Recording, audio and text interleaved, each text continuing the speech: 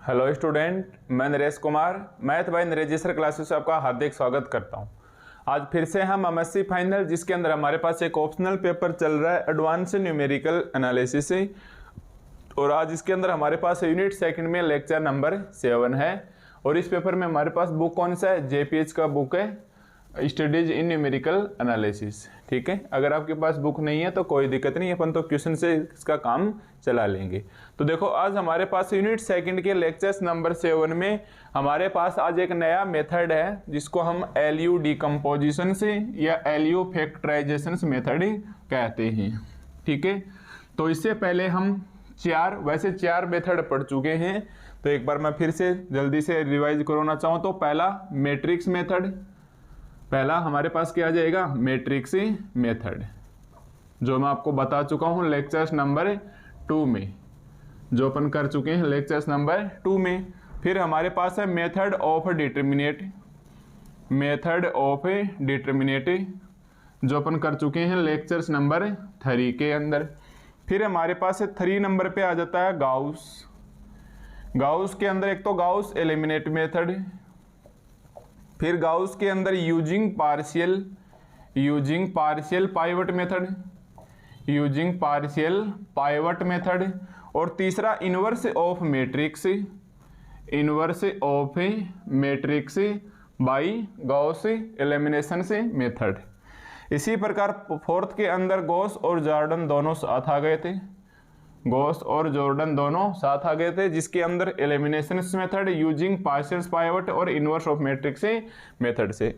आज हमारे पास 5 नंबर पे मेथड है, तो आप लगाइए, इसको तो हम बाद में देखेंगे क्वेश्चन को। मेथड 5 है हमारे पास, मेथड 5 नंबर पे है, उसका नाम है हमारे पास LU factorisation,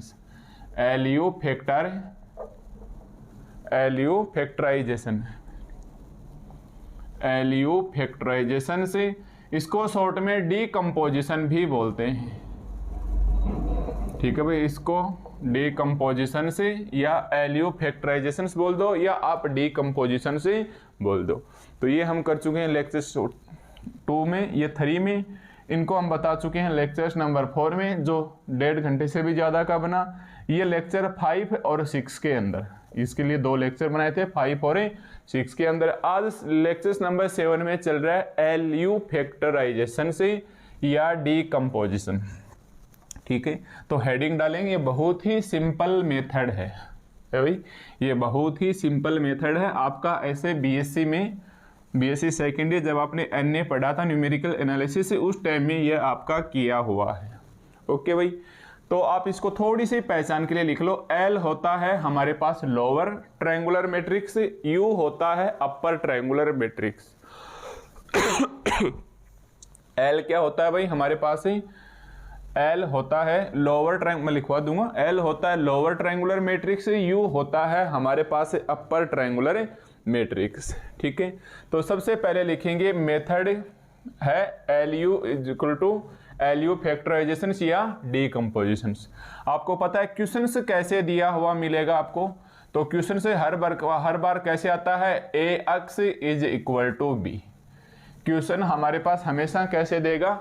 A X is equal to B, यानी ए क्या आ जाएगा? 1 2 3, 2 8 22, 3 22 और 82 और 82। अक्स क्या आ जाएगा? एक्स वाई जेड, या x1 x2 x3 दे, अलग बात है। बी क्या है? 5 6 और -10। हर बार आपको ये क्वेश्चंस देगा, आपको क्या करना है? इस ए को 2 हिस्सों में लिखोगे। Let capital A is equal to LU, let capital A is equal to LU. ठीक है, अगर आप कैपिटल ए की जगह एलयू लिखेंगे, where L is equal to, where L is equal to और U is equal to, L है हमारे पास है lower triangular matrix, lower triangular matrix. ठीक है, लोअर ट्रायंगुलर मैट्रिक्स का मतलब ऐसे होता है जैसे 1 2 3 A B C D E F, मान लो कोई भी एक मैट्रिक्स है, तो ये ट्रायंगुलर बन गया। देखो, एक तो ये त्रिभुज बन गया, इसके अंदर ये लोअर साइड में है, ये हो सकता है ऐसे बन जाए A B C D E F G H I, कोई भी एक मैट्रिक्स है, ये इसमें अपर साइड में बन जाए। तो एक हमारे पास क्या बन गया, अपर ट्रायंगुलर। तो देखो अगर इस शेप में बनता है, नीचे की ओर बनता है लोअर और ऊपर की ओर बनता है तो ये अपर ट्रायंगुलर। ठीक है, तो लोअर ट्रायंगुलर मैट्रिक्स हमारे पास क्या होगी, लोअर के लिए आप L लिख लो, माना L11 फिर 0 और फिर 0। अगर मैं 3x3 क्रॉस मैट्रिक्स की बात करूं तो फिर L21 L22 फिर 0, फिर L31 L32 और L33 और हमारे पास L33 और हमारे पास L33। ठीक है, 4 की होती तो क्या आ जाता, L11 0 0 0, फिर ये L21 L22 0 0, L31 L32 L33 और 0, फिर L41 L42 L43 और L44। ये हो जाती, मतलब ऐसे बनना चाहिए। ये देखो ये ट्रायंगुलर बन गया, इसमें देखो ये ट्रायंगुलर बन गया, ये हमारे पास क्या बन गया, लोअर ट्रायंगुलर मैट्रिक्स। तो जहां हम लिखेंगे कि हर बार आपको मानना है कि capital A is equal to LU, तब L हमारे पास क्या रहेगा, लोअर ट्रायंगुलर मैट्रिक्स। ठीक है भाई, L क्या रहेगा हमारे पास, लोअर ट्रायंगुलर मैट्रिक्स। ठीक इसका उल्टा कर लो, U क्या रहेगा, अपर ट्रायंगुलर मैट्रिक्स। देखो नाम से ही स्पष्ट है, U क्या रहेगा, अपर ट्रायंगुलर मैट्रिक्स। तो U आप लिखोगे कि U हमारे पास क्या है, अपर ट्रायंगुलर मैट्रिक्स। U है हमारे पास अपर ट्रायंगुलर मैट्रिक्स। ठीक है, आप वीडियो की स्पीड 1.25 पे या 1.5 गुना करके देख लीजिए, तो आपका टाइम भी बच जाएगा और आपको प्रैक्टिस करनी ही है इसके अंदर। अपर ट्रायंगुलर मैट्रिक्स में हमारे पास क्या हो जाएगा, तो आपको पता है मैट्रिक्स है वो अपर की ओर बचेगी। अपर को मैं U लिख देता हूँ, U11 U12 U13। अगर हम 3 गुणा 3 की ले तो फिर ये आ जाएगा 0, ये आ जाएगा छोटा U22 और ये U23, फिर 0 फिर 0 और ये U33।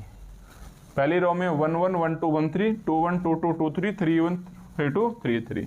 देखो पहचान इतनी सी है। अब 4x4 का होता, देखो ये क्या बन गया, 4x4 का होता तो U12 U13 और U14, फिर ये 0 ये 22 ये U23 और ये U24, फिर ये 0 U23 U34, फिर ये 0 0 0 और U44। मतलब इस प्रकार से ट्रायंगल बनता। ये कौन सी शेप में बनता, अपर साइड की ओर बनता।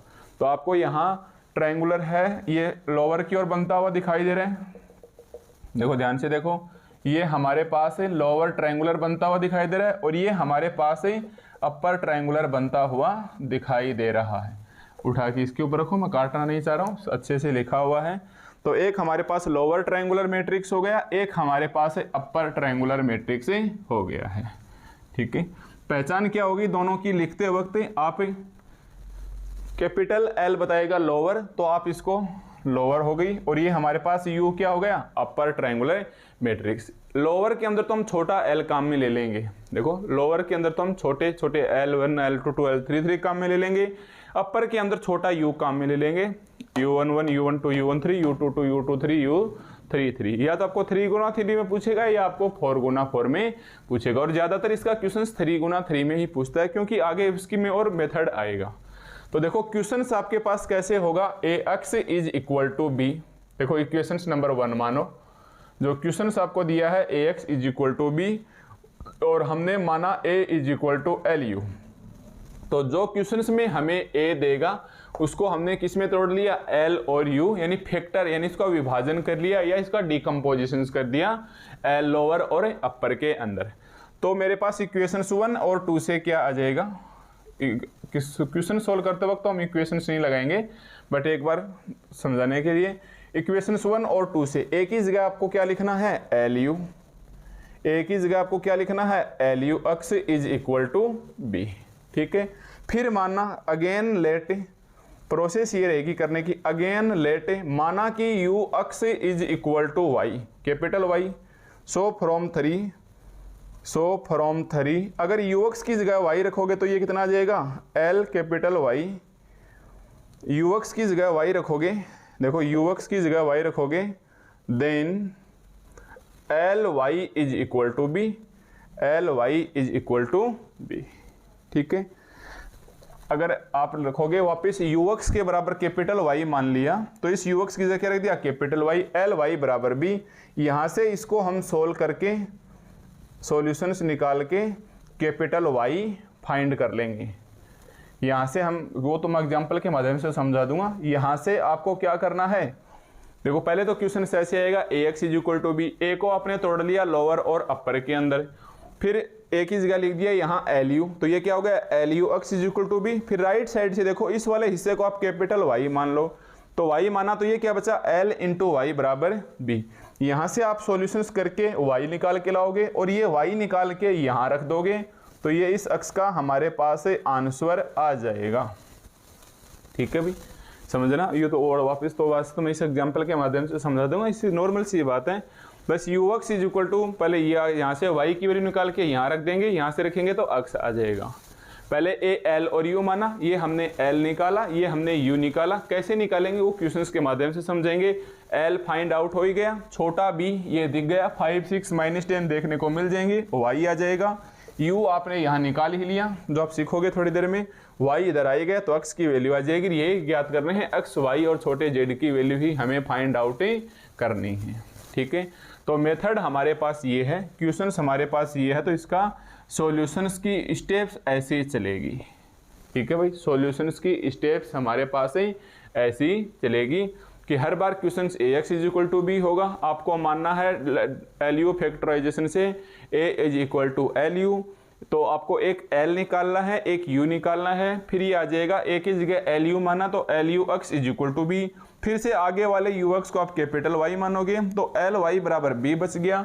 यहाँ से सोल्व करके आप कैपिटल वाई लाओगे, कैपिटल वाई रख के यहाँ से सोल्व करके एक्स लाओगे और कैपिटल एक्स की ही वैल्यू हमें फाइंड आउट करनी है। अब बात यह है कि हम ये एल और ये यू किस प्रकार से निकालेंगे। ठीक है भाई, तो पहले तो मैंने जैसे लिखा एरो का साइन लगा के आप एक बार वैसा का वैसा लिख लेना। मैं इस एग्जाम्पल या क्वेश्चंस के माध्यम से आपको सही से समझा दूंगा। अब हमारे पास सवाल ये आता है कि हमने ये जो लिखे हैं ये एल कैसे निकालेंगे और कैपिटल यू कैसे निकालेंगे। ठीक है, अब हमारे पास दूसरा काम क्या रह गया कि सर आपने हमने लिखते तो दिए ऐसे, अब ये लोअर कैसे निकालेंगे इस क्वेश्चंस को देख के, और अपर ट्रायंगुलर मैट्रिक्स हम कैसे निकालेंगे। तो इसके लिए 3 साइंटिस्टों ने मिलके लोअर और अपर ट्रायंगुलर को निकाला था। ठीक है भाई, एल यू फैक्टराइजेशन में कैपिटल एल की यानी lower triangular matrix, capital you यानी अपर ट्रायंगुलर मैट्रिक्स, इसको 3 साइंटिस्ट लोगों ने मिलके निकाला था और तीनों ने अपने अपने हिसाब से इसकी वैल्यू निकाली। हम थोड़ा थोड़ा सीख लेते हैं।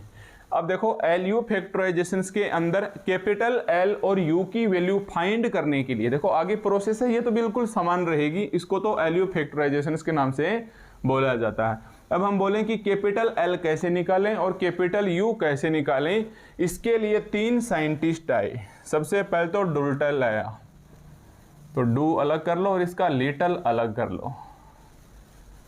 ठीक है, डुल्टल फैक्टराइजेशन। सबसे पहले तो हमारे पास ये आया कि डुल्टल ने क्या निकाला। सेकंड हमारे पास क्राउट आया, सेकंड हमारे पास क्राउट आया। देखो सेकंड हमारे पास क्राउट आया, थोड़ा और नीचे लिख लेते हैं ताकि तीनों को समझा दें कि किसने क्या बोला। सेकंड हमारे पास क्राउट साइंटिस्ट आया, तो इसको हम बोलेंगे क्राउट फैक्टराइजेशन या क्राउट का मेथड भी आप बोल सकते हो। ठीक है, तीसरा हमारे पास चोलस्की आया, तीसरा हमारे पास चोलस्की आया, ये ई है भाई, CHOLESKY, चोलस्की है और इसके स्क्वायर रूट भी बोलते हैं। क्यों बोलते हैं ये भी अभी क्लियर हो जाएगा। चोलस्की फैक्टराइजेशन आया। तो ये हमारे पास 3 अलग अलग साइंटिस्ट थे। इन्होंने क्या किया है, केवल लोअर और अपर को निकाला है। केवल और केवल इन्होंने क्या किया है, लोअर को और अपर को निकाला है। ठीक है भाई, इन्होंने क्या किया, केवल और केवल लोअर एंड अपर को फाइंड आउट किया है। कैसे निकाला है, एल और यू कैसे निकालेंगे, तो डुल्टल ने बताया कि आप LI को 1 कर दो। ठीक है भाई, डुल्टल ने क्या बताया कि आप LII को 1 कर दो। LII का मतलब ये रहा, L11, L22, L33, मतलब एक समान I और I आ गए ना वापस, I और I जो रो को बताएगा, मतलब L11, L22 और L33। तो आप ऐसे लिख लो, डुल्टल ने क्या बताया, ये कई बार आपको क्वेश्चन में डायरेक्ट भी दे दिया जाएगा, LII इज इक्वल टू 1, मैं लिख के बता दूंगा। तो डुल्टल के लिए आप याद रखोगे, इन्होंने क्या बताया, LII हमारे पास क्या आएगा, 1 आएगा। क्राउट ने क्या बोला, नहीं भाई UII 1 आएगा। भाई तीनों में होड़ मची है ना। डुल्टल ने अपने हिसाब से बताया कि LII यानी L11, L22, L33 हमारे पास 1 आएगा। फिर क्राउट ने बोला कि नहीं भाई UII 1 आएगा, यानी U11, U22, U33 को आप 1 रख के सोल्व करोगे। चोलस्की ने इन दोनों को एडजस्ट कर दिया, मतलब ये फालतू में क्रेडिट ले गए, इन्हीं के निकाले हुए को इधर उधर ही कर दिया।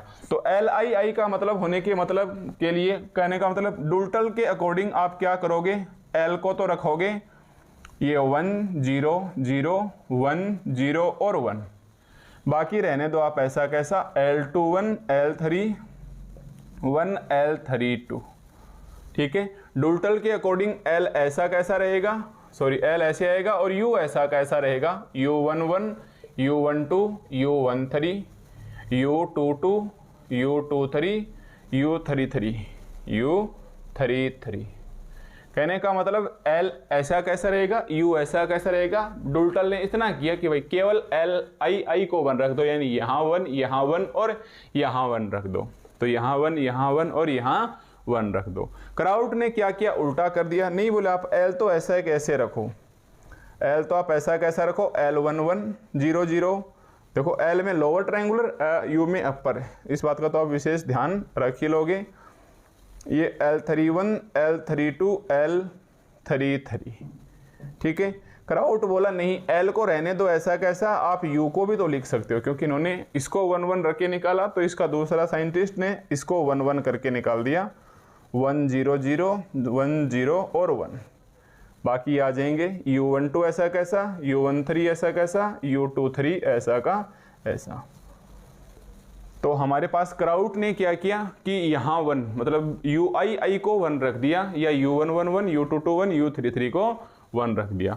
अब चोलस्की ने क्या किया, ये स्क्वायर रूट है, चोलस्की ने इसको डुल्टल को और क्राउट के दोनों को ही उल्टा कर दिया। चोलस्की ने क्या किया, इन दोनों के ही ट्रायंगल को क्या कर दिया, उल्टा कर दिया। ये बोलते हैं भाई आपने ऐसे निकाला है ना लोअर, और आपने निकाला अपर के लिए, तो मैं बोल रहा हूं कि L is equal to U की पावर T।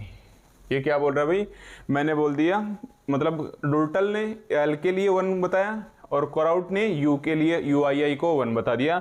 इन्होंने क्या किया कि आप दोनों ने ही सही निकाला है, और बस आपका और आपके तरीके में ट्रांसफॉर्मेशन लगा दिया, तो ये दोनों बराबर आ गई।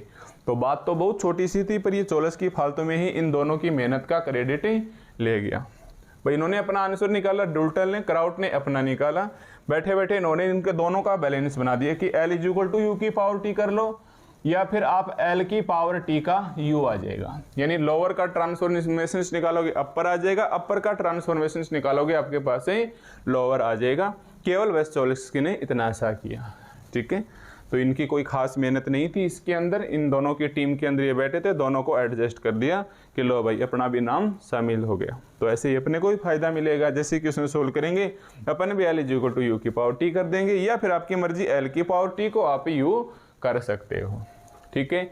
तो ये हमारे पास कैपिटल L यानी लोअर ट्रायंगुलर मैट्रिक्स निकालने का तरीका है, ये हमारे पास U अपर ट्रायंगुलर मैट्रिक्स निकालने का तरीका है। डुल्टल के अकॉर्डिंग आप LII को 1 1 करके निकालोगे, क्राउट के अकॉर्डिंग आप UII को 1 निकाल के, ये मैंने 3 क्रॉस 3 के लिए लिखे हैं सभी, आप इसी प्रकार 4 गुना 4 5 गुना 5 n गुना n तक ही लिख सकते हैं। चोलस्की ने क्या किया, इन दोनों को एडजस्ट कर दिया, L is equal to U की पावर 2 या L की power T is equal to U, ठीक है। बस मेथड तो केवल इतना सही है, इसको से कितना भी मैं लंबा घीस के ऐसे हो गया वैसे हो गया, ऐसा बताया गया वैसा बताया गया, तो ऐसा कुछ भी नहीं है। 2 चीज़ों का आप स्पेशल ध्यान रखोगे, अगर L लगा है तो मैट्रिक्स लोअर बननी चाहिए, U लगा है तो मैट्रिक्स अपर बननी चाहिए, चाहे वो लिखा कैसे भी हो, ठीक है। तो एक हमारे पास लोअर है, एक हमारे पास ही अपर है। तो अब हमारे पास इस मेथड के कितने नाम हो गए, एग्जाम में कैसे कैसे क्वेश्चन दे सकता है। देखो इतना तो पक्का आएगा question, solve the systems of equations, solve the systems of equations using by, हो सकता है डुल्टल फैक्टराइजेशंस दे दे, हो सकता है क्राउड फैक्टराइजेशंस दे दे, हो सकता है चोलस के स्क्वायर रूट फैक्टराइजेशंस दे दे, या डुल्टल मेथड लिख दे जैसा लिखा हुआ डुल्टल मेथड, या क्राउट मेथड लिख दे क्राउट मेथड, या चोलस की मेथड लिखा हुआ है चोलस की मेथड, ये आपको ऐसे भी दे सकता है। अब देखो डुल्टल मेथड का मतलब आप क्या समझ गए, एल आई आई क्या होता है 1 होता है, ऐसे भी दे दे। क्राउट का मतलब क्या होता है U I I is equal to 1, exam में लिख के भी दे सकता है।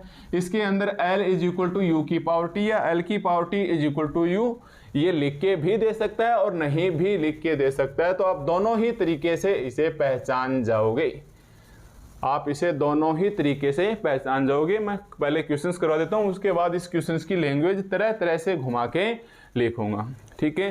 हो सकता है तीनों नाम ना दे के आपको एलयू फैक्टराइजेशन दे दे या एलयू डीकम्पोजिशन दे दे। तो एलयू डीकम्पोजिशन में आने के बाद आप कौन से मेथड से करोगे, इन तीनों में से कोई एक का नाम देगा, नहीं देगा तो आपकी मर्जी, आप किसी भी एक नाम से निकालिए, पर चांसेस ज़्यादा ये रहते हैं इनमें से कोई एक नाम देगा या आपको कोई 2 नाम एग्जाम में देगा।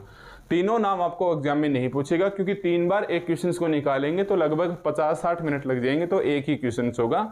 इसलिए आपको कोई 2 डुल्टल मेथड दे दिया, क्राउट दे दिया, चोलस्की को अलग से पूछ लेगा, ठीक है। या यहाँ कैलकुलेशन छोटी बना के मे भी पॉसिबल्स तीनों दे दे, बट अपन यहाँ एक ही क्वेश्चन से तीनों मेथड सीखेंगे ताकि आपका डाउट दूर हो। तो आप इस चीज को ध्यान रखिए। इस मेथड का नाम क्या है हमारे पास, एलयू फैक्टराइजेशन से, जिसमें फर्स्ट डुल्टल जो बता रहा है लोअर हमारे पास क्या होता है एल आई आई 1 होता है। फिर क्राउट क्या बोलता है, नहीं भाई यू आई आई 1 होता है। चोलस के वाले आ जाओ, दोनों का हिसाब मैं कहता हूँ, बराबर कर दिया, एक तू घूम जा इसके बराबर या तू घूम जा, एल के पावर टी लगा दो यू के बराबर या यू की पावर टी लगा दो एल के बराबर। लोअर हमेशा ऐसे लिखा जाएगा, अपर हमेशा अपर ट्रायंगुलर की शेप में लिखा जाएगा, ठीक है। तो अब आप क्वेश्चन नंबर 20 लिखो। अब आप बिल्कुल रेडी हो गए हो, मेथड 5 को पढ़ गए कि किस प्रकार से अपने को क्वेश्चंस को सोल्व करना है, ठीक है भाई, किस प्रकार से अपने को इस क्वेश्चंस को सोल्व करना है।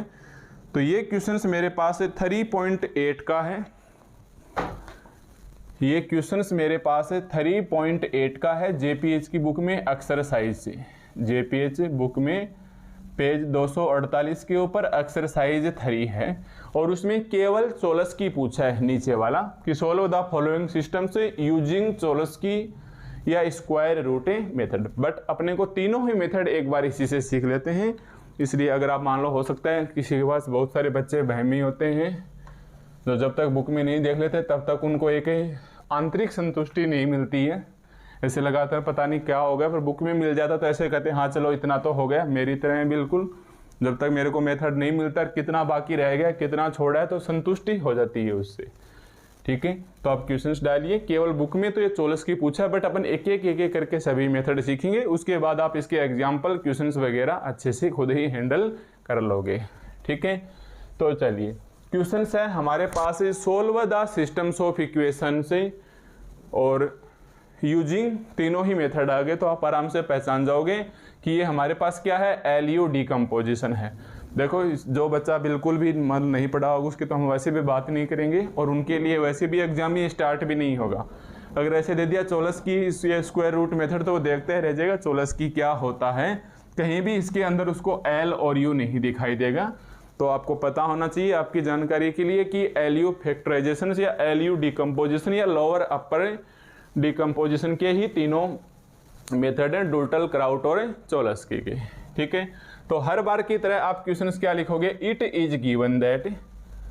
देखो हर बार की तरह क्वेश्चंस स्टार्ट करने का सबसे सुंदर तरीका है इट इज गिवन दैट, और ये आपको पेपर में लिखा हुआ मिलेगा, आप ऐसे लिखिए, ठीक है।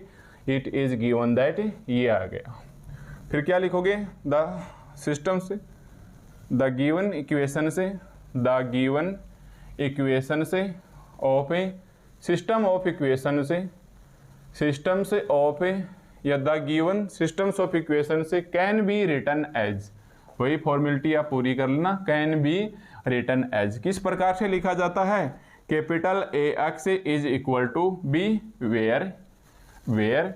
अब शुरू की दो विधियों में तो ए लिखा था, शुरू की दो विधियों में तो हमने ए लिखा था, अक्स लिखा था एंड बी लिखा था, और विधि 3 और 4 के अंदर इनको एक इकट्ठा लिख दिया था, a into x is equal to B. तो आपको ऐसे लिखना है, the given equations of the given following systems of equations can be written as A X is equal to B. बताओ ए क्या आएगा, 1 2 3।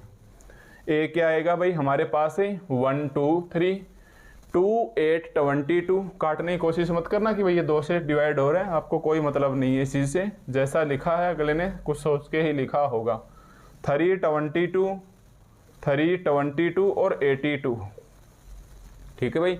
और फिर क्रॉस जांच कर लेना, 1 2 3 1 2 3 2 8 22 2 8 22 3 22 82 3 22 82। गलती ना हो जाए, क्योंकि यहाँ लिखने में ही गलती हो गई तो फिर आगे एंड तक गलती होने होगी ही होगी, चांस क्या रहेंगी, होगी, आंसर्स भी मैच नहीं होगा।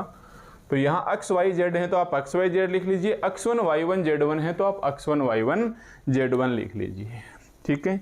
तो यहाँ तक आपको ये फॉर्मेलिटीज हो गई, कैपिटल ए एक्स और बी। तो हर बार की तरह आप क्वेश्चंस को यहाँ तक लिखोगे, और अब मैं एक बार इधर लिख लेता हूँ कैपिटल ए को, ताकि अपने पास थोड़ा सा स्पेस रह जाए इसको मेंटेन करने के लिए, ठीक है भाई।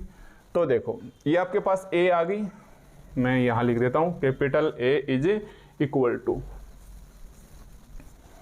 Capital A is equal to 1 2 3 2 8 22 2 8 22 3 22 82। ये हमारे पास है ए आ गया। आगे हमें अक्स की ज़रूरत पड़ेगी, तो ये हमारे पास है अक्स आ गया, और ये हमारे पास है स्मॉल बी आ गया, 5 6 और -10, 5 6 और -10, ठीक है भाई, 5 6 और -10।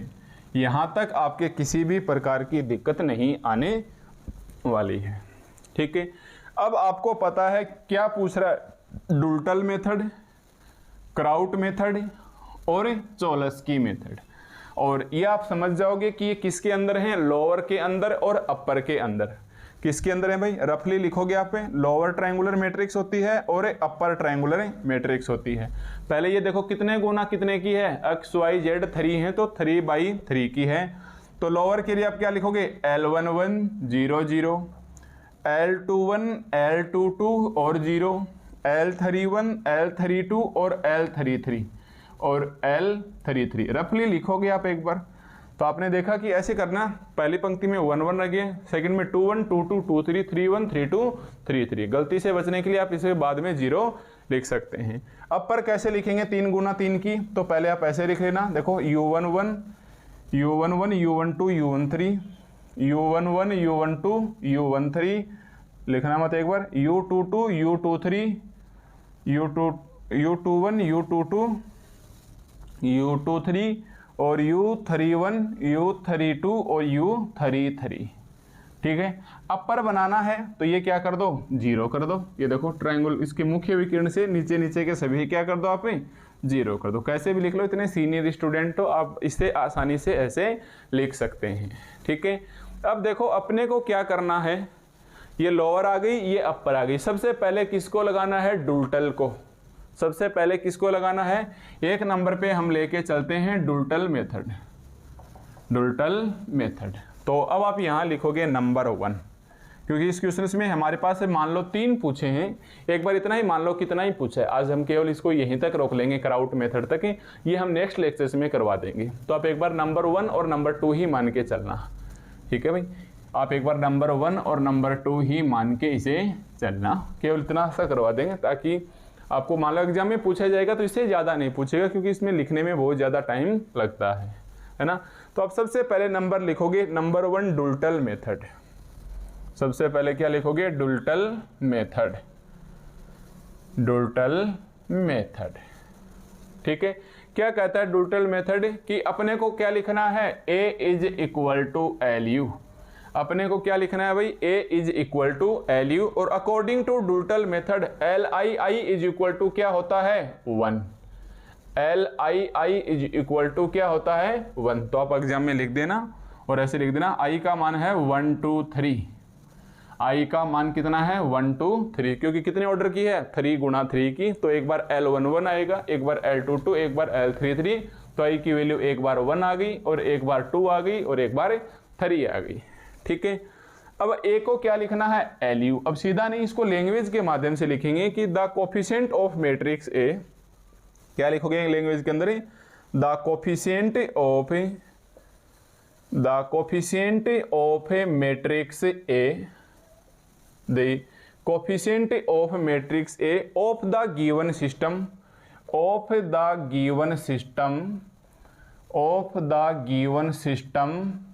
can be written as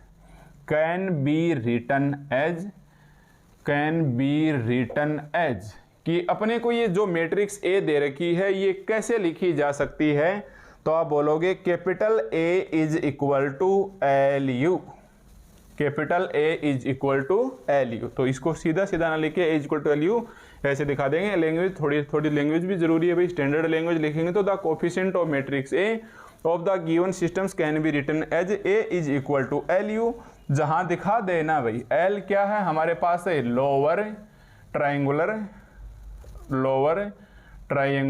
matrix, and U क्या है अपर ट्राइंगुलर मैट्रिक्स। ठीक है, तो एक तो हमारे पास लोअर आ गई और एक हमारे पास अपर आ गई। ठीक है, डुल्टल के लिए तुरंत आप ऐसे लिख देना L I I is equal to 1। मतलब आपको क्या लिखना है, एक तो आपको लिखना है ए, देखो एक तो आपको क्या लिखना है ए इज इक्वल टू, एक आपको लिखना है एल, और आपको पता है 3 गुणा 3 में ही आएंगे सारे, तो 3 लाइनें को ऐसे लगाओगे, ये एल और इनटू में ये यू, ये एल और इनटू में ये यू। ठीक है, ए क्या है हमारे पास क्वेश्चंस में दिया हुआ है 1 2 3, ये कितना है 2 8 22, 3 22 82। ठीक है, एल क्या है लोअर ये आएगा, देखो एल क्या है लोअर ये आएगा, पर ध्यान दो नंबर 1 किसको करना है डुल्टल को, तो डुल्टल के अकॉर्डिंग L11 क्या आना चाहिए LII 1 आना चाहिए, मतलब ये मेरे पास 1 आना चाहिए, ये मेरे पास 1 आना चाहिए और ये मेरे पास 1 आना चाहिए। तो हम क्या लिखेंगे 1 0 0 1 0 0, L21 और 1 0, और ये L31 L32 L32 और 1, L31 L32 और 1, और अपर छोड़ दो ऐसी की ऐसी, डुल्टल के अकॉर्डिंग L को लिखो, अपर को छोड़ दो ऐसी की ऐसी। तो ये क्या आ जाएगा हमारे पास है U11 U12 U13, फिर 0 U22 U23, फिर 0 0 और U33 और 0 0 U33। ठीक है, जस्ट इसके बाद हम कराउट करवाएंगे, उसमें आप समझ गए होंगे। अब उल्टा करेंगे, देखो मैं अभी एडवांस में बता रहा हूँ थोड़ा सा। जैसे हम कराउट वाले में आएंगे तो ये L11 L21 L33 तो आ जाएंगे ऐसा कैसा, कराउट लेके आएंगे उस वक्त U11 U22 U33 ये हमारे पास 1 1 1 बन जाएंगे और मेथड यही रहेगा। तो आप शायद समझ गए होंगे कि हम कराउट भी हमारे पास सेम टफ सेम ये रहने वाला है, बस इसके अंदर U वाला 1 चला जाएगा और इसके अंदर लोअर वाला 1 गया था। ठीक है, पर वो कराउट का कराउट में बता देंगे, कराउट का कराउट में बता देंगे, ताकि 2 बार आपकी स्टैंडर्ड लैंग्वेज है वो मेंटेन हो जाए। ठीक है भाई, तो चलो अब आप इसको मल्टीप्लाई कर लो। ठीक है, अब मैं हटा रहा हूँ भाई ये सब डुल्टल वगैरह इनको, अब हम क्या कर लेते हैं इनके अंदर मल्टीप्लाई कर लेते हैं। मल्टीप्लाई करने के बाद हमारे पास क्या आएगा, मल्टीप्लाई करने के बाद हमारे पास क्या आएगा, तो देखो आप तो लिखोगे इसके जस्ट नीचे और मैं लिख लेता हूँ ऊपर, लिए तो छोड़ देना ऐसा कैसा 1 2 और 3 2 8 2 2 2 है क्या 3 2 2 8 2, ज़्यादा गलती मत कर देना, ज़्यादा क्या एक भी प्लस माइनस की गलती हो गई आंसर्स मैच नहीं होगा भाई, और इसी चीज़ में इसके नंबर दिए जाते हैं। इसलिए NA सिंपल नहीं होती है। बहुत से बच्चों को लगता है कि न्यूमेरिकल एनालिसिस वाला पेपर सिलेक्ट कर लो और इसमें आप अच्छे नंबर से पास हो जाओगे।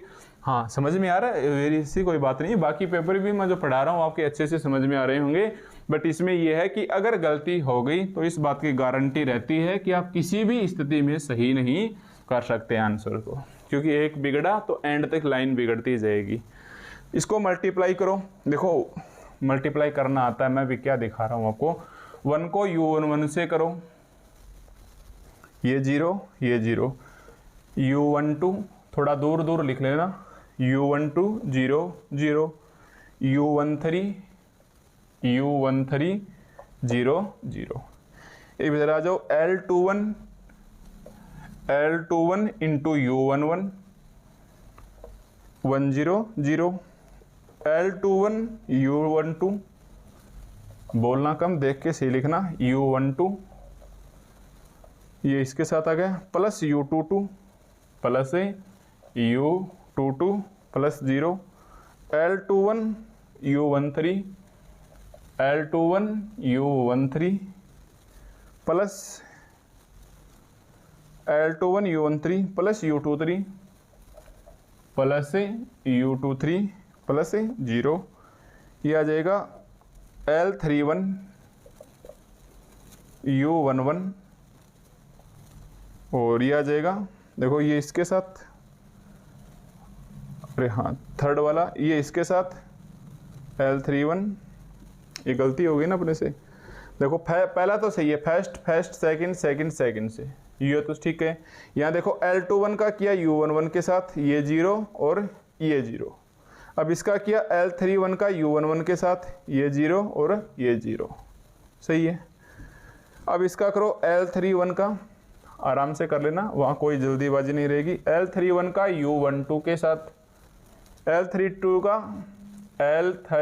का U22 के साथ, और ये 1 का 0 के साथ, ये पूरा आएगा। L31 का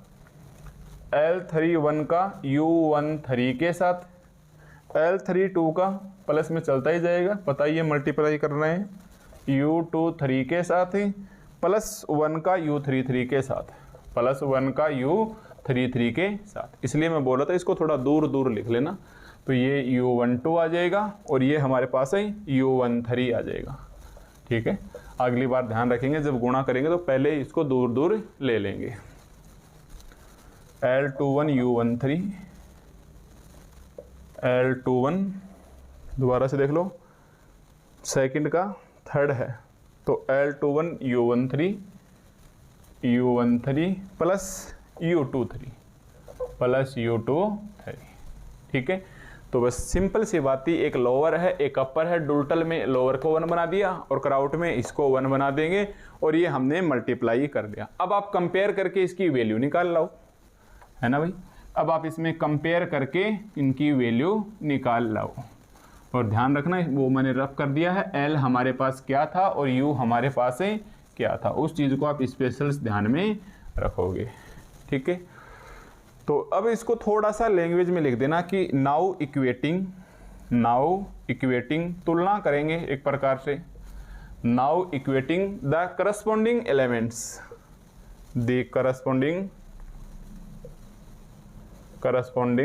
एलिमेंट्स, ठीक है।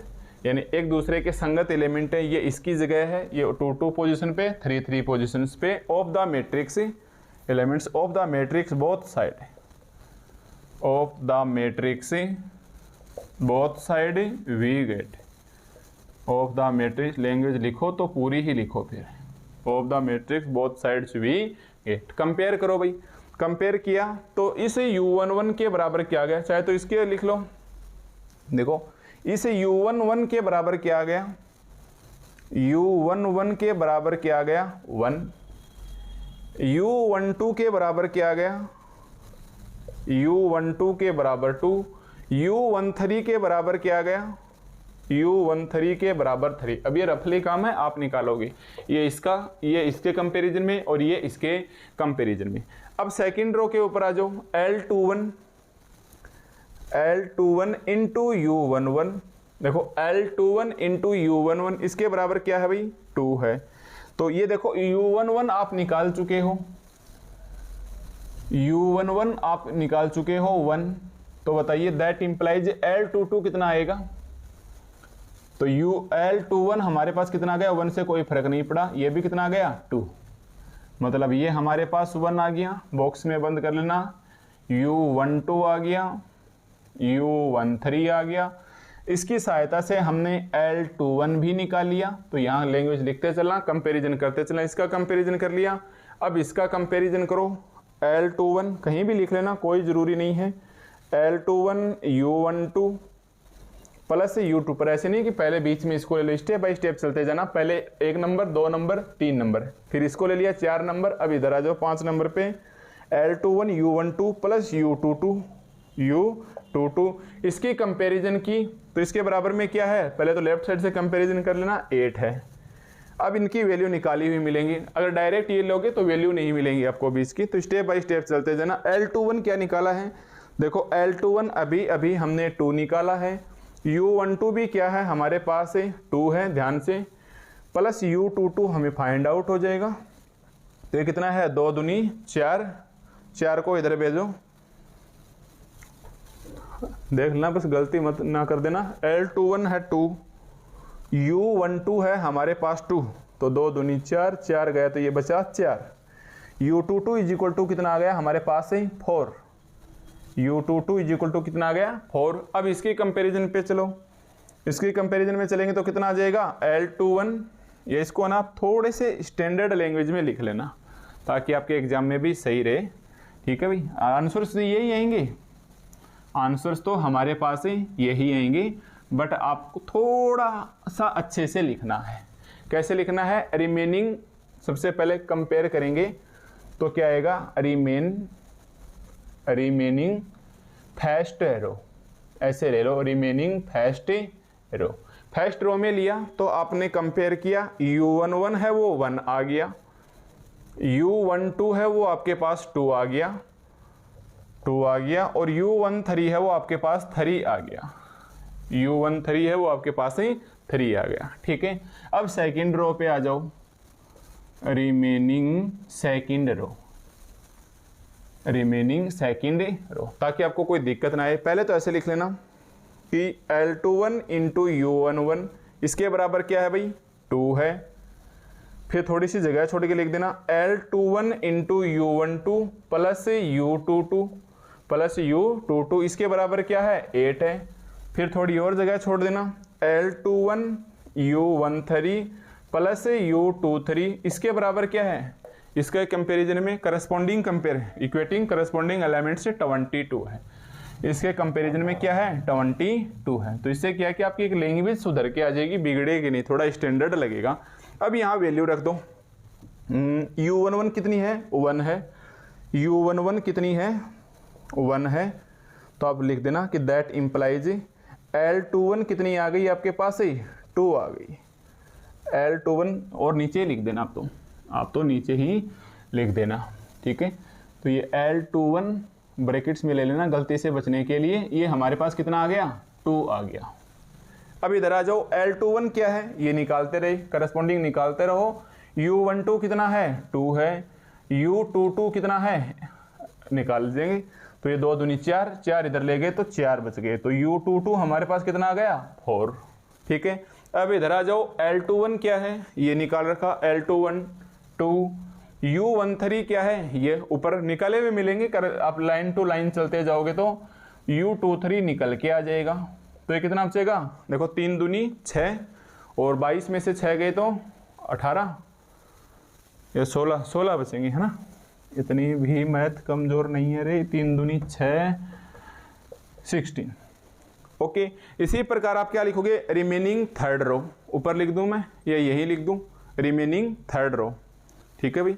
अब मैं इसे हटा रहा हूं, एक बार आप लिख लिए, साथ साथ लिखते चलो, अपने खुद से करते चलो, इसमें कोई दिक्कत नहीं आएगी। L21 निकाल लिया है हमने, एक तो L21 निकाल लिया है, यहाँ से U22 4 निकाल लिया है, यहाँ से U22 4 निकाल लिया है, यहाँ से U23 16 निकालिए है। आप तो लिखते जाना, तो आपके पास तो वहाँ कॉपी होगी, लाइनें होंगी, खूब पेज होंगे, मजे से भरना, जितने भरे जाए उतना। इसी प्रकार हम क्या लिखेंगे, फर्स्ट रो आ गई, सेकंड रो आ गई, अब आप लिखो रिमेनिंग थर्ड रो, है ना। ये सही है ताकि आराम से कोई गलती भी नहीं हो, वरना सब ऐसे घुल मिल जाता है, ऐसे कोमा लगा लगा के पता नहीं क्या करते नहीं करते। तो पहले कंपैरिजन करके लिख लो, L31 U11, इसके कंपैरिजन में 3 आ गया, थोड़ा जगह छोड़ देना। L31 U12, L32 U22, इसकी कंपैरिजन करो, जस्ट इधर 22, इसकी कंपैरिजन कर लिया हमने, ये हमारे पास क्या आ गया, 22 आ गया। इसी प्रकार इसकी कंपैरिजन करो, L31 U13, L32 U23 plus U33 plus U33, तो ये तीसरी पंक्ति के तीसरे स्तंभ 82, तो इसकी कंपैरिजन करोगे तो ये आ जाएगा 82, शायद दिखाई दे रहा होगा आपको ये 82, ठीक है। अब देख लो L31 क्या है हमारे पास, नहीं पता। L31 U11 कितना है, 1 है, ऊपर निकाला हुआ मिल जाएगा। अगर आप ऐसे चलोगे, first row, second row, third row, फिर फर्स्ट रो में भी 1 नंबर, 2 नंबर, 3 नंबर, सेकंड में भी 1 2 3, इसी प्रकार थर्ड में भी 1 2 3, तो मिलेंगे, वरना उलझ जाओगी। तो L31 हमारे पास कितना आ गया, 3। अब देखो ये L31 3 निकाला, यहाँ रख लो, इधर आ जाएगा। U12 कितना है, ये 2 आ जाएगा। L32 कितना है, हमें नहीं पता। L32 U22 कितना है, U22 4 है, इज इक्वल टू 22, है ना। 3 दूनी कितने हैं, 6, इधर ले जाओ, 22 में से 6 गए, बचे 16, ये बच गए 16। अब 4 इसके मल्टीप्लाई में है, भाग में जाएगा, 4 चौके 16, 4 आ जाएगा। L32 कितना आ जाएगा हमारे पास ही, 4 आ जाएगा, ठीक है। अब आ जाओ L31 कितना है, ये निकाल रखा, L31 3 है। U13 कितना है, U13 हमारे पास कितना है, ये रहा 3 है, प्लस L32 कितना है, L32 ये निकाल रखा, L32 4 है।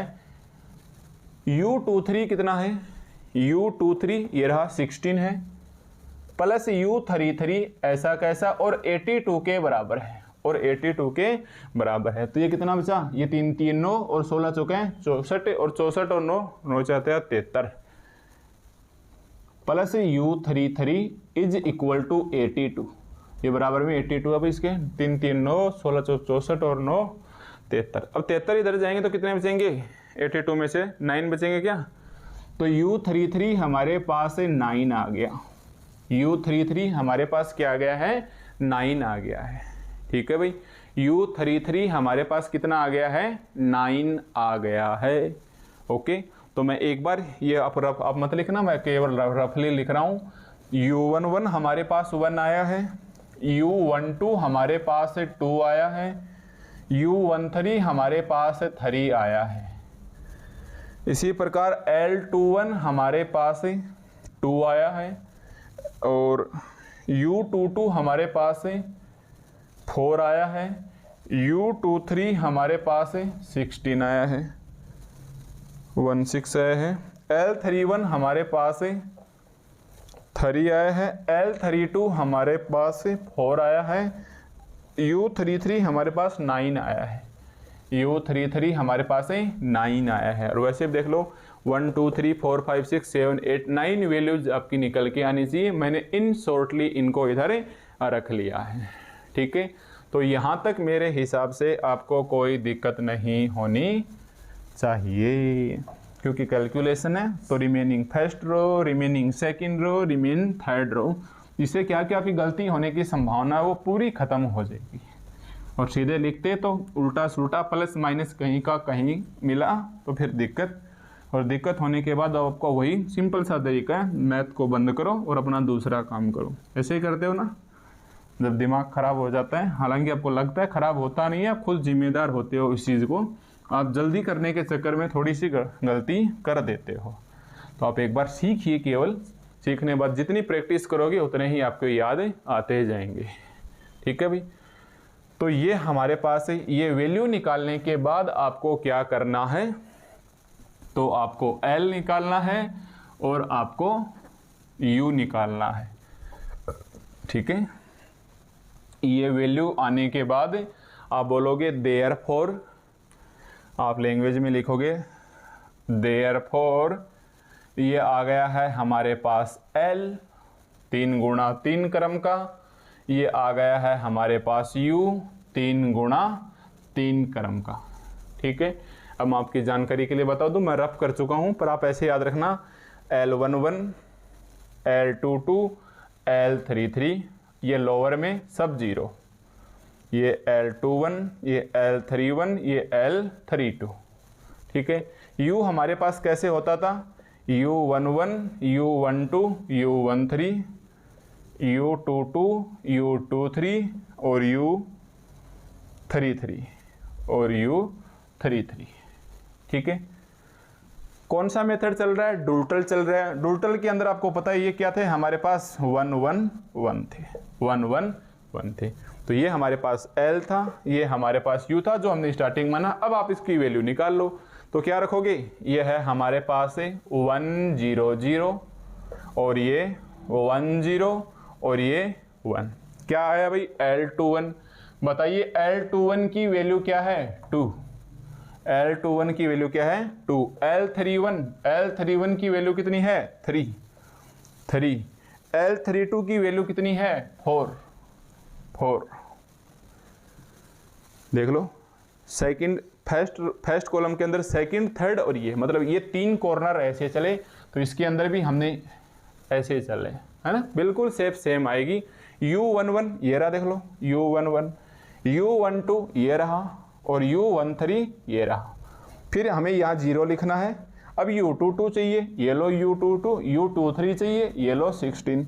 अब यहाँ 0 और यहाँ 0 ऑलरेडी चाहिए, U33 ये लो जी U33। बताओ सेम शेप में लिखे हैं कि नहीं लिखे। तो ऐसे आप बिल्कुल स्टेप बाय स्टेप आओगे। स्टैंडर्ड प्रोसेस मतलब आपका सिस्टम सही होना चाहिए, लिखने का जो तरीका है वो पारंपरिक तरीका बदलना नहीं चाहिए। मैं किसी भी टॉपिक में किसी भी पेपर में मैं लैंग्वेज चेंज नहीं करता हूँ, और यही वजह है कि बहुत से बच्चे अपना कोर्स पर डे ले रहे हैं, है ना। तो इस चीज़ का फ़ायदा मिलेगा, आपको भी मिलेगा और हमें भी मिलेगा। देखो मेहनत कभी बेकार नहीं जाती, इधर आप कर रहे हो तो इस चीज़ का फ़ायदा डायरेक्ट इनडायरेक्ट रूप से सभी को मिलता है, ठीक है। तो देख लो ये L आ गई, ये हमारे पास है U आ गई, और बस यहाँ अपने पास इस डुल्टल का काम खत्म हो गया। कराउट होता तो मैंने बता दिया था यहाँ 1 1 1 आते और यहाँ कुछ और वैल्यू आ जाती, ठीक है।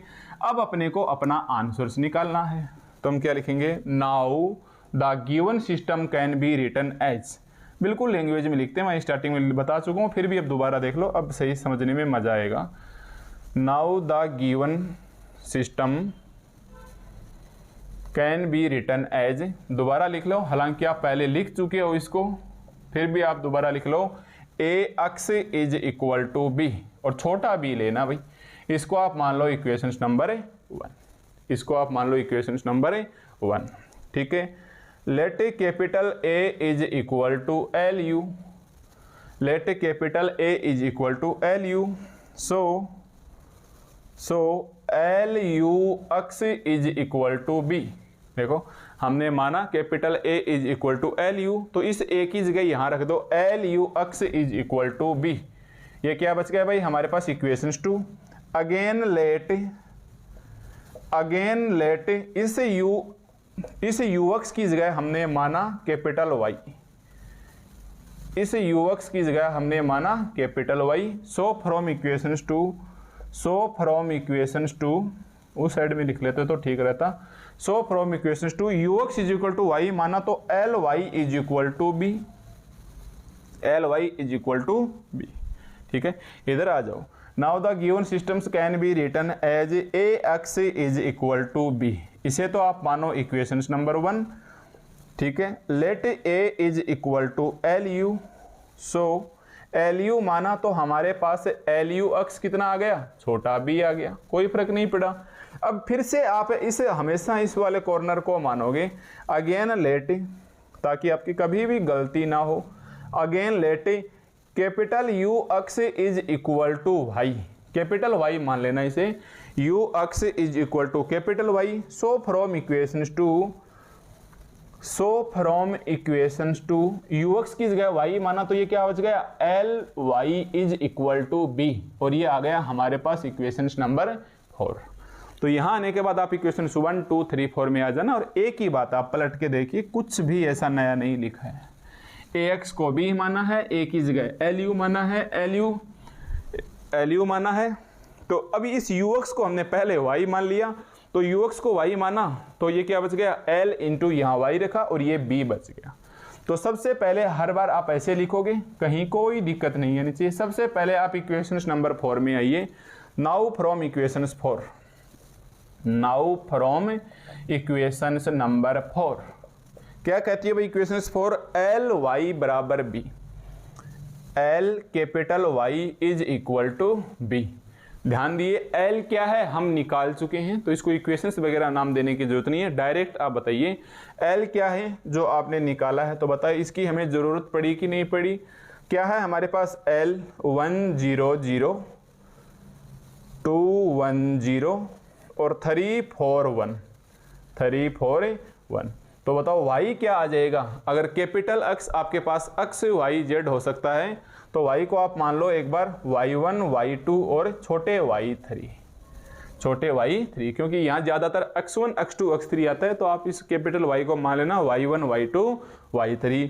बताइए b क्या है हमारे पास, b क्या है। तो क्वेश्चन में जो शुरुआत में ही दे रखा था ये रहा 5 6 -10 5 6 -10 5 6 और -10। बहुत बार तो क्या करता है आपको यहीं तक आंसर्स निकलवा के छोड़ लेता है। क्वेश्चन में क्या करता है आपको डायरेक्ट ए देता है और ये बोलता है इसके दोनों आंसर्स निकालो, इसके लोअर और अपर एलयू डिकम्पोजिशन से इसकी वैल्यू निकालो। तो यहाँ तक हो जाएगा। वैल्यू पूछा थोड़ा और आगे बढ़ जाओ। तो ये एल हमने जो लोअर निकाला, वाई हमने मान लिया y1 y2 y3 और ये बी आ गया। तो अब आपको पता है मल्टीप्लाई करके वैल्यू निकाल लो। तो y1 एकम y1 कितना आ जाएगा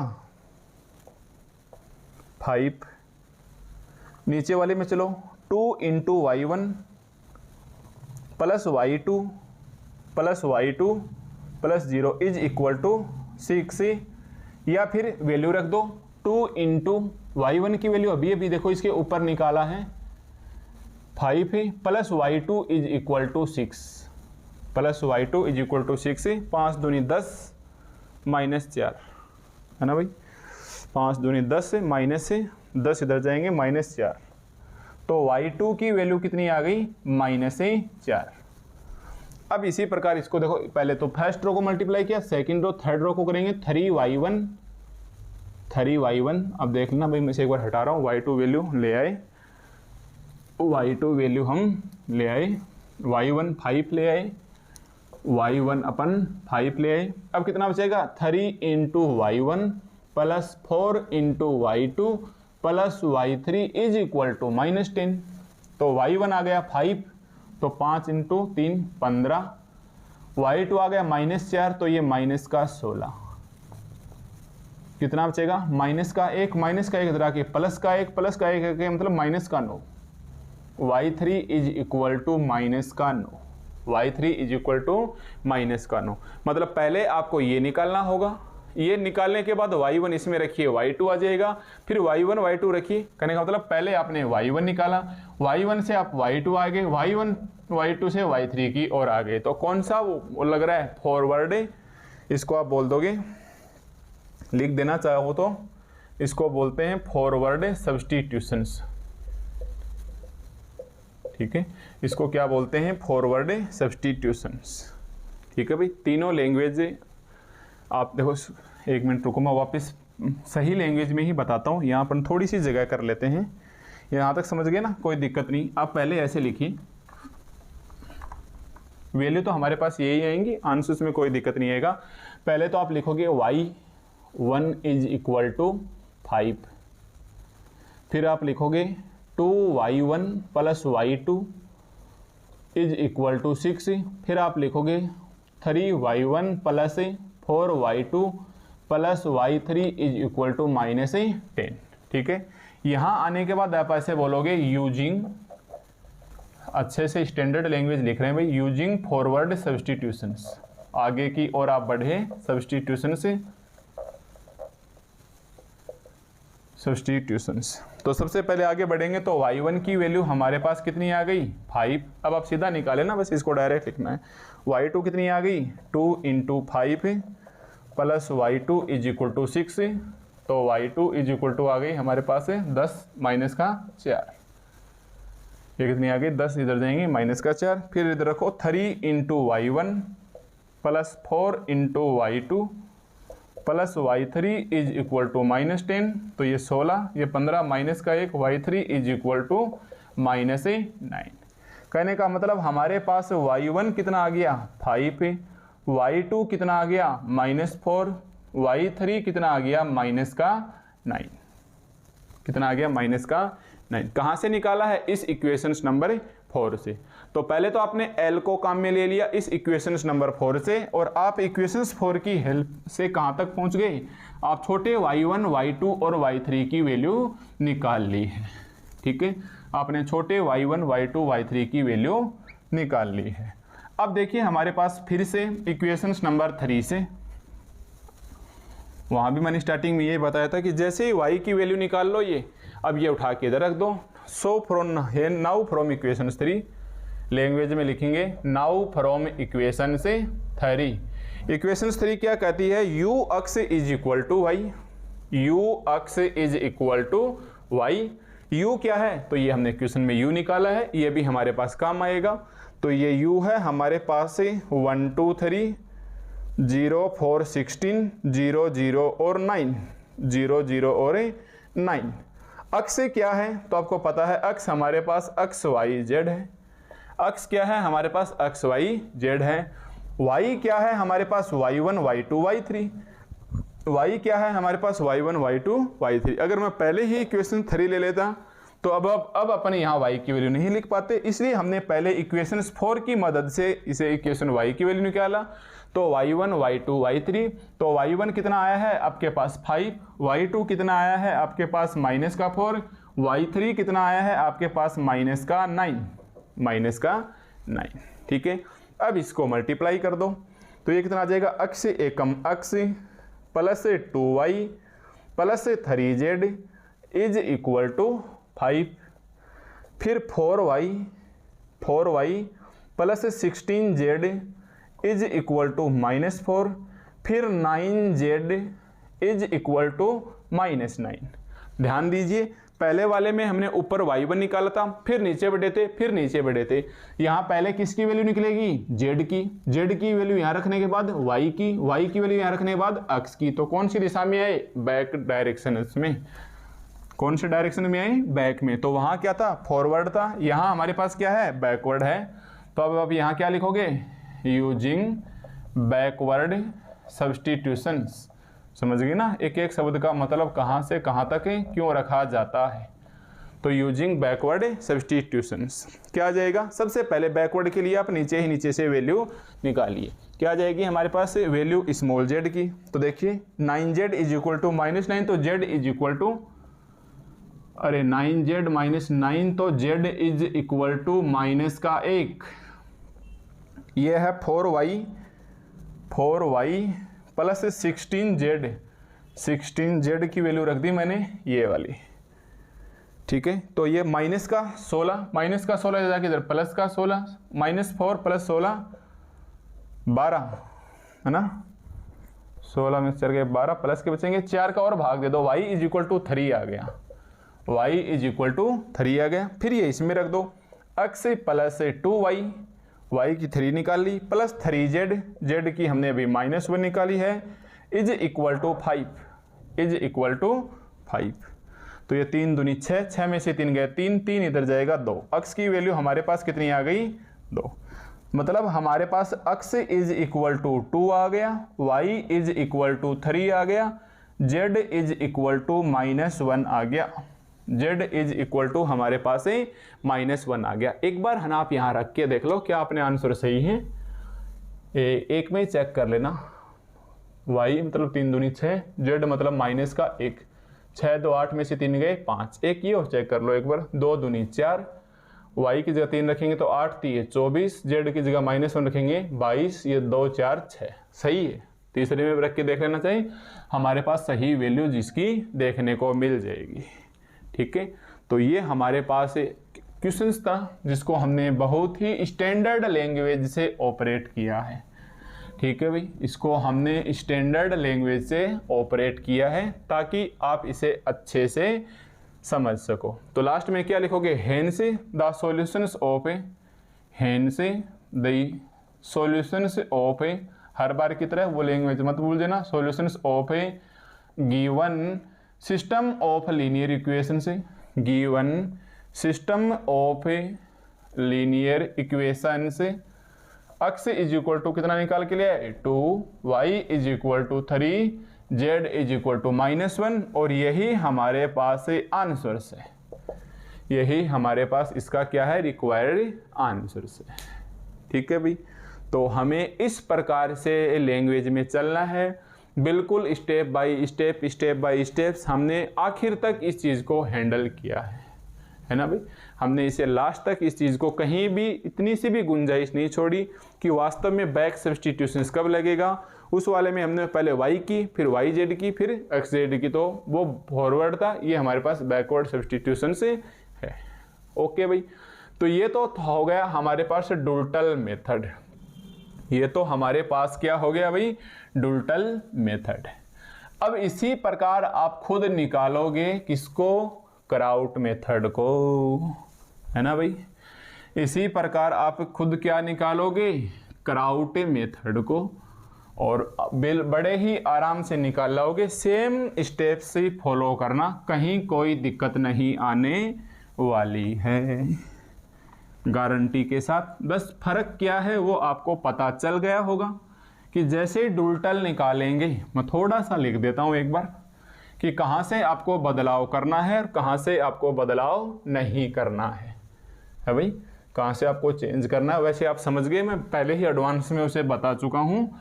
फिर भी आपने जहाँ लिखा था ना कि द गिवन इक्वेशन से coefficient of matrix A is equal to L U, A क्या लिखा था 1 2 3, यही आ जाएगा वापस ए 2 8 22, और ये आ जाएगा 3 2 2 और 8 2, 3 2 2 और 8 2, और ये लोअर है, लिखना मत आप एक बार, L11 0 0, L21 L22 0, L31 L32 और L33। U1 हमारे पास क्या है, U11 U12 U13, 0 U22 U23 और 0 0 U33 और 0 0 U33। आपने ये लैंग्वेज लिखी थी। अब हमने नंबर 1 तो डुल्टल किया था, उसके अंदर आपने क्या किया था, देखो हमने यहाँ लिखा था डुल्टल लिखा, उस वक्त आपने LI को 1 किया था। डुल्टल लिखना मत, पहले बता रहा हूँ, उस वक्त आपने AI को 1 1 किया था, इसको रहने दिया था ऐसा का ऐसा और चलने दिया था। अब आप लिखोगे सेकंड में